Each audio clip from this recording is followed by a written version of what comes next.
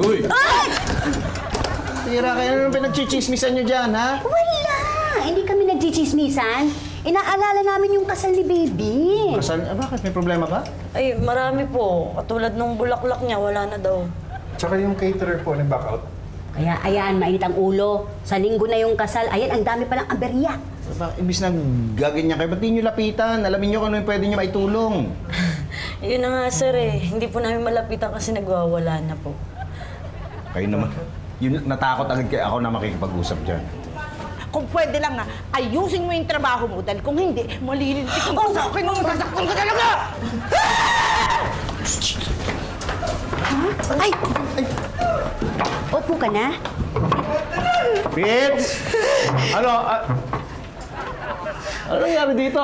Uy! Uy! Uy! Hindi na matutuloy yung kasal mo? Buti naman.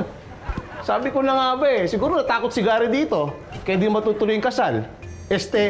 Sakal pala.